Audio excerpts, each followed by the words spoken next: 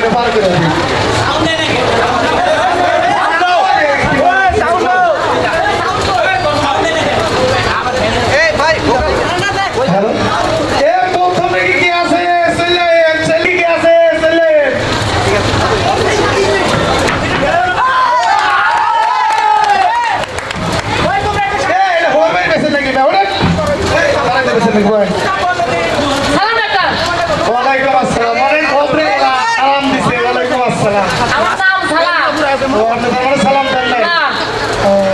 আগে পরে কিছু নাই আছে সালাম পাঠান পাড়াই মনে আগে চিকিৎসাটা করে নেই পরে পাড়াই মনে।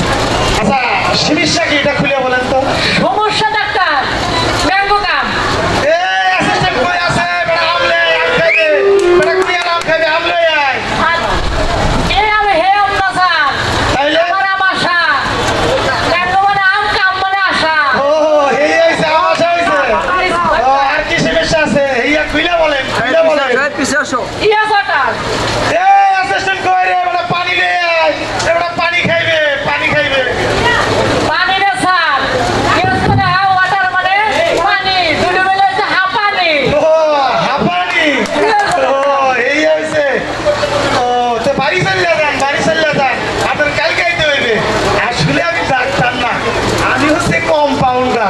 ডাক্তার বাবু নাই চিন্তা করলাম যে কারোর সাথে গল্প গুজব করে সময়টা বার করে দেই।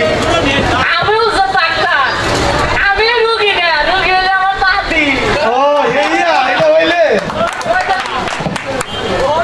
তো আমি বড় হয়ে হব উকিল নয় তো ডাক্তার, তাই লক্ষ্মীপুরা 300 লোক এসে কিনলাম আমি পুরাতন একটা চেম্বার। এভাবে আমি ডিগ্রি ছাড়া ডাক্তার। আপনারা হয়তো ভাবতেছেন যে ডাক্তার হইলে কিভাবে, আসলে আমি ছোটবেলায় বুঝে গিয়েছিলাম যে আমি ডাক্তার হব, কারণ ছোটবেলায় আমার হাতের লেখা থেকে বুঝতো না।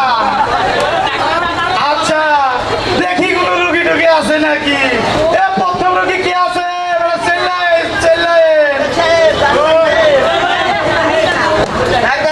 ডাক্তার সাহেব আমার প্রস্রাবের রাস্তায় খুব জ্বলা পোড়া। বাড়ি চলে যান, মেশিন নষ্ট হয়ে গেছে। কি বলছে ডাক্তার সাহেব? আরে না, আমি যে মেশিনটা পরীক্ষা করবো ওই সেই মেশিন নষ্ট হয়ে গেছে। ডাক্তার সাহেব 2 দিন যাবত আমার প্রস্রাব করতে হচ্ছে না। বুঝতে পারছি। আপনার বয়স কত? 80। অনেক তো করলেন, আর কত?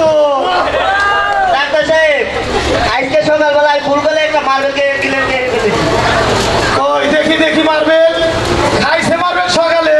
বুঝতে পারছি। এই রাস্তা দেখা যাবে না, অন্য রাস্তা দেখতে হবে। ডাক্তার সাহেব আজকে সকালবেলা আমার ছেলে ভুল করে পানির বদলি পেট্রোল খেয়ে ফেলেছে। পেট্রোল খেয়ে খালি দৌড়তেছে আর টানতেছে না। তো থামবে কি করে? পেটের ভিতরে পেট্রোল আছে, চিন্তার কোনো কারণ নাই। পেটের পেট্রোল শেষ হয়ে গেলে এটা গাড়ির মধ্যে একাই থেমে যাবে। শোনেন, আপনার প্রস্রাবটা টেস্ট করতে হবে। কি বল ডাক্তার সাহেব? এটা তো কবে টেস্ট করে ফেলেছি, এটা তো অনেক তিত। এটা ডাক্তার সাহেব চানাচুর কেন? খালি মুখ দিয়ে তো টেস্ট করতে পারবেন না, চানাচুর দিয়ে একটু টেস্ট করেন। আচ্ছা আপনার পেটের অবস্থা এরকম হলে কিভাবে? পেটের ভিতরে তো চামচ আসলো কিভাবে? আপনি যে প্রেসক্রিপশন দিয়েছিলেন, প্রেসক্রিপশনে লেখা প্রত্যেকদিন 2 চামচ করে খাবেন। আমি তো প্রত্যেকদিন 2 চামচ করে খাইছি, তাই তো এত চামচ। আর আমি 2 চামচ করে ওষুধ খাইতে বলছি, 2টা করে চামচ খাইতে বলিনি। শোনেন, আপনার অবস্থা তো খুব খারাপ। আপনার 5-6 মিনিট বাঁচবে। 5-6 মিনিট বাঁচবো স্যার? এটা কি কইলেন আপনি? 80 বছর পার করে দিয়ে আইছি, আর 5-6 মিনিট তো এমনি চলে যাবে। বুঝছেন কথা? শোনেন, আপনাকে যে প্রেসক্রিপশনটা দিয়েছিলাম সেটা কি ফলো করেছেন? ওই প্রেসক্রিপশন যদি আমি ফলো করতে যাই ডাক্তার সাহেব, তাহলে তো আমি কবেই মরে যেতাম। তা কেন? আমি প্রেসক্রিপশন ফলো করতে যাই 7 তলা থেকে প্রেসক্রিপশন পড়ে গেছে। ও, ওইটা পরে ফলো করতে তারপরে এমনি মরে যাবো। আপনার ডায়েটটা কন্ট্রোল করতে হবে। সকালে একটা রুটি, দুপুরে 1 প্লেট ভাত, আর রাত্রে একটা রুটি খেতে হবে। আচ্ছা ডাক্তার সাহেব, এটা কি খাবারের আগে খেতে হবে না খাবারের পরে? তা কেন? এটা তো খাবারই খেতে হবে। আপনি চলে যান। এরপরে রুটি কি আছে? চললেন। ডাক্তার সাহেব আমি নতুন বিয়ে করছি, আমার মাথায় খুব সমস্যা। পাল্টাতে হবে। ডাক্তার সাহেব কি বলছেন? আরে না,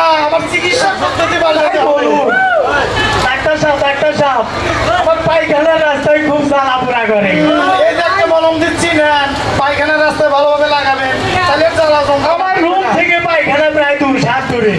আমি এত বড় রাস্তায় এই ছোট মলম লাগাবো কি আরে করে? আমি ওই রাস্তায় লাগাতে বলিনি, অন্য রাস্তায় লাগাতে বলেছি, বুঝছেন? ডাক্তার সাহেব 2 দিন আগে যে আমি আমার বউ ভর্তি করাই দিলাম, তার কি খবর? আপনার জন্য তো একটা সুখবর আছে। কি সুখবর ডাক্তার সাহেব? আপনার স্ত্রী তো প্রেগনেন্ট। এ কথা কি কাউকে বলেছে?